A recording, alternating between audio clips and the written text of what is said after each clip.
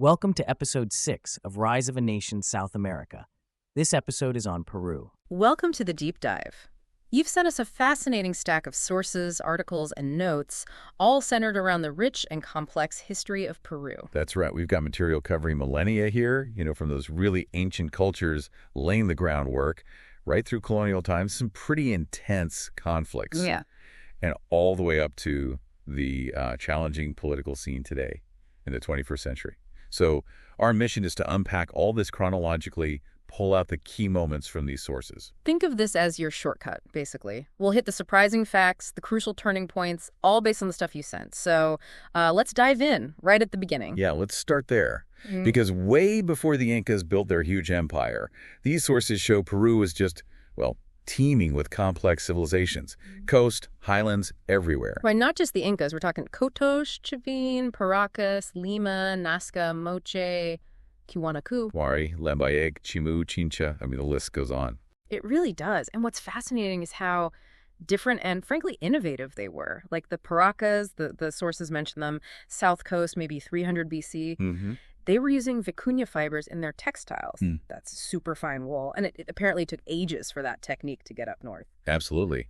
And then you've got the Moche, maybe around 100 BC to 700 AD. The material points out their metalwork, really fine pottery. Impressive stuff. Big irrigation systems, these lofty buildings. Or the Nazca, similar time frame known for textiles too, but also those giant mysterious lines in the desert. Nazca lines, yeah. And later, the Chimu, right? Flourishing maybe 1100s to mid-1400s, described as great city builders. Yeah, like a confederation of walled cities. Chan was their capital, a huge adobe city. So the takeaway is Peru was already this cradle of really complex societies long before the Incas showed up and unified things. Lots of different pieces building that history. Exactly. And speaking of famous sites, the sources touch on Machu Picchu, of course, the classic Inca ruin everyone pictures. Hard to avoid. Right. But the story of its rediscovery in the material is kind of interesting. Yeah, Hiram Bingham III, the Yale guy, gets a lot of credit. 1911, the scientific rediscovery supposedly inspired Indiana Jones. That's the story you usually hear. But the sources make a point of mentioning Agustin Lizarraga, a local farmer, actually got there 9 years earlier, 1902, left his name inscribed. Huh. Didn't know that. And it also notes Peru's still trying to get back artifacts Bingham took and, sold to Yale. Yeah. So even with Machu Picchu, it's complicated from the start. Yeah, that really sets a theme, doesn't it? Especially when the Spanish arrive. The sources say the timing was, perfect for them because the Inca Empire was in the middle of a civil war. Right. Two half-brothers, Atahualpa and Huáscar, fighting for the throne after their father died. Massive internal conflict. And right then, Francisco Pizarro turns up with just a small group. Exactly. He capitalized on that division, even got some local groups who didn't like the Incas on his side, and managed to capture and execute Atahualpa in Cajamarca, December 1532. That wasn't the absolute end, but it was the big blow, the start of the Spanish takeover. Yeah, it kicked off a long campaign. Eventually, Spain won, colonized the whole region. They set up the Viceroyalty of Peru. Lima became the capital, La Ciudad de los Reyes, City of Kings. And they pushed outwards into the Amazon, crushed the remaining resistance. The last Inca stronghold, Vilcabamba, fell in 1572. So Spanish rule seemed pretty solid for a long time.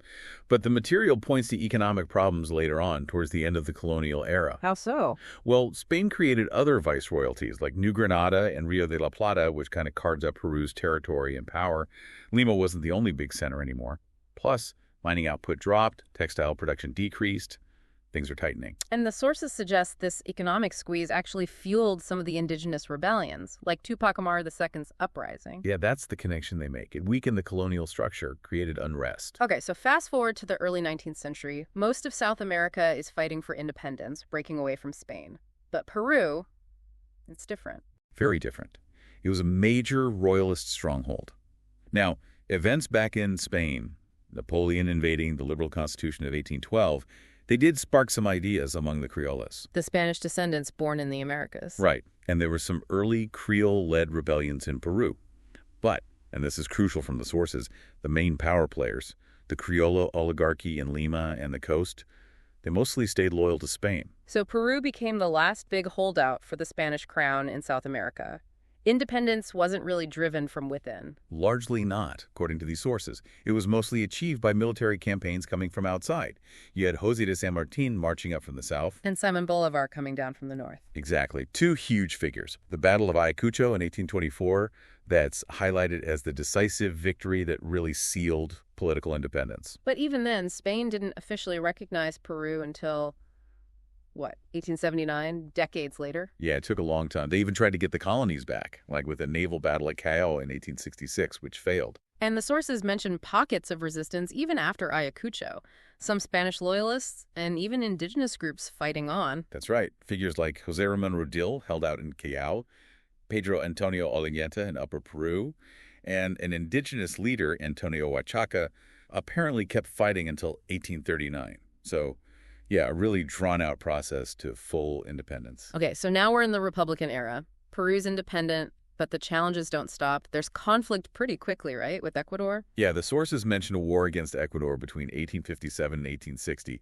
It was over disputed territory in the Amazon. An ongoing theme, it seems. Definitely. Peru won that round, which the sources say stopped Ecuador settling the area at that time, but it didn't solve the border question for good. We'll come back to that. All right, and then comes a really major conflict mentioned in the sources, the War of the Pacific, 1879 to 1884. Chile versus Peru and Bolivia allied together. Right. The immediate trigger, the sources say, was a dispute over nitrate taxes.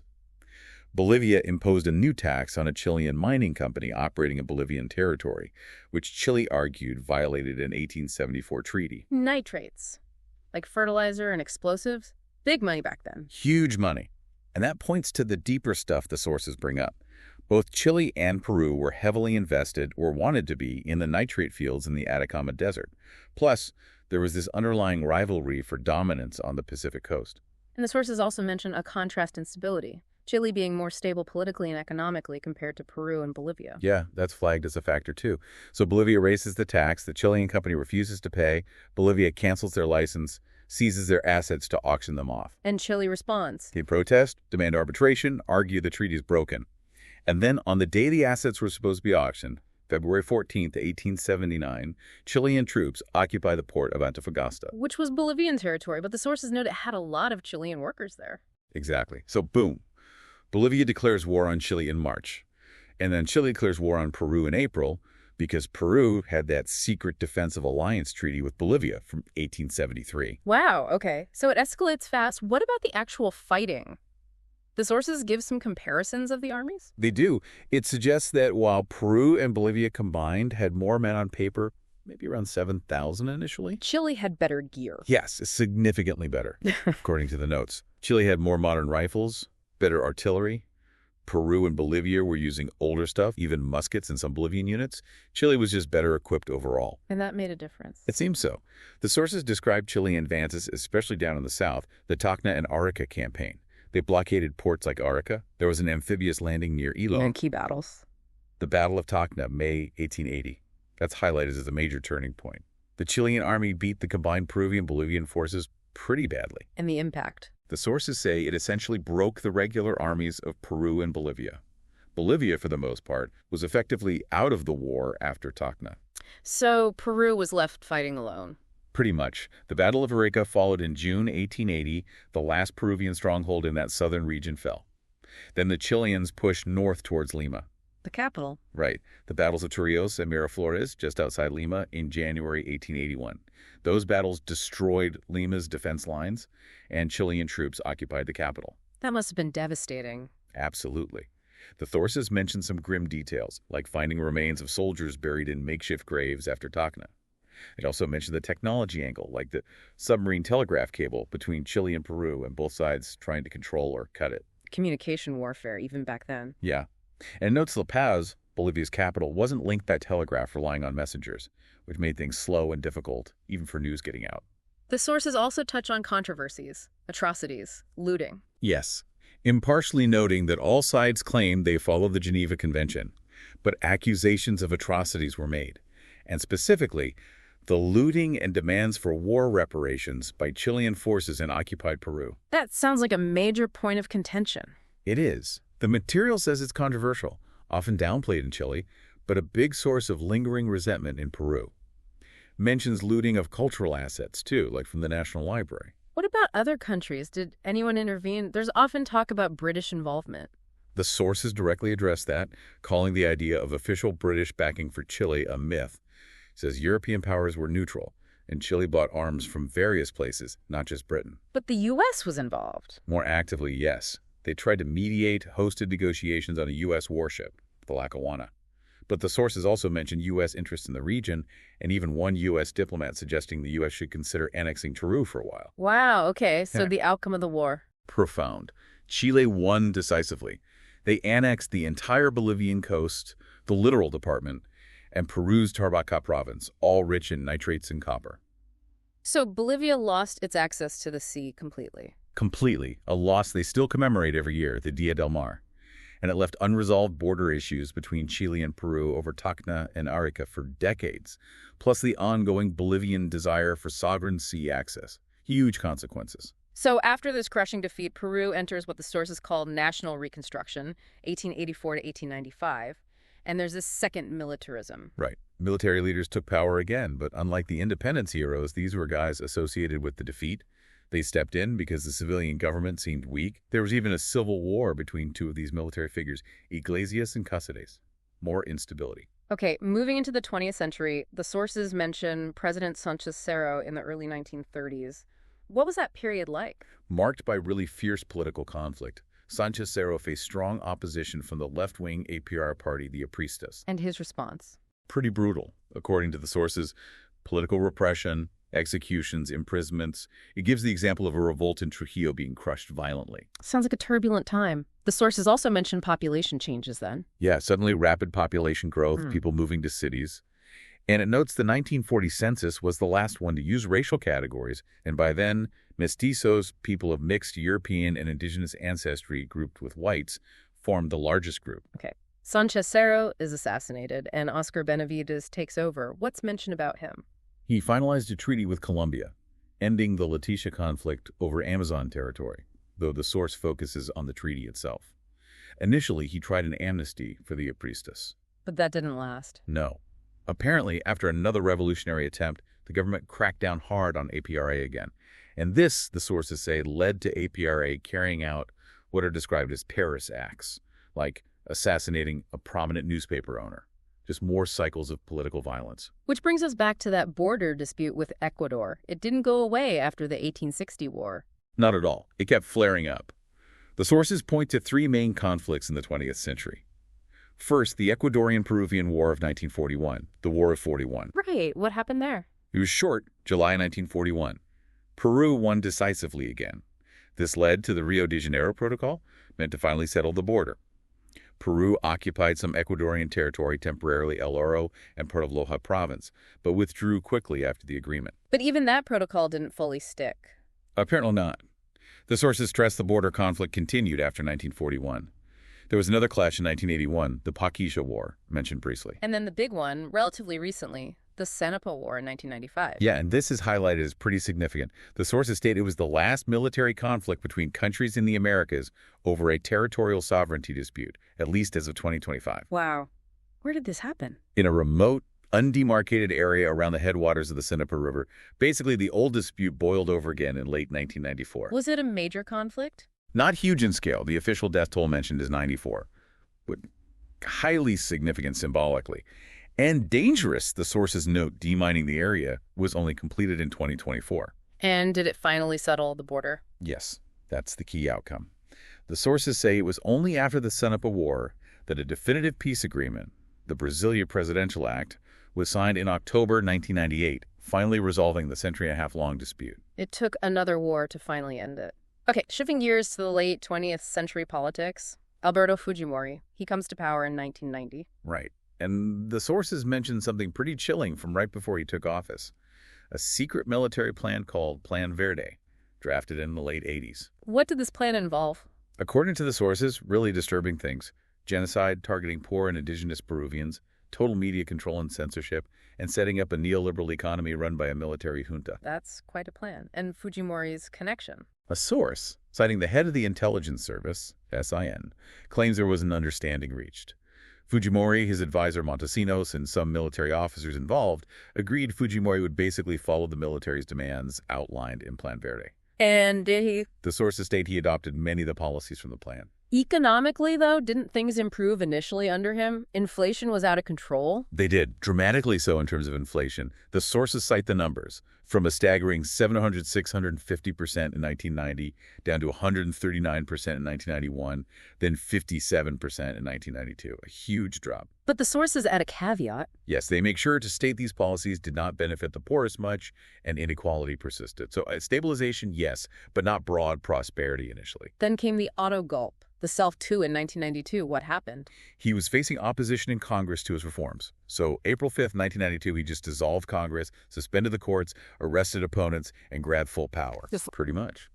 He then rewrote the Constitution, the 1993 one we still see mentioned, held new elections under his rules, and pushed through his economic program, privatization, making things friendly for foreign investment. And that 1993 Constitution is key. Very key.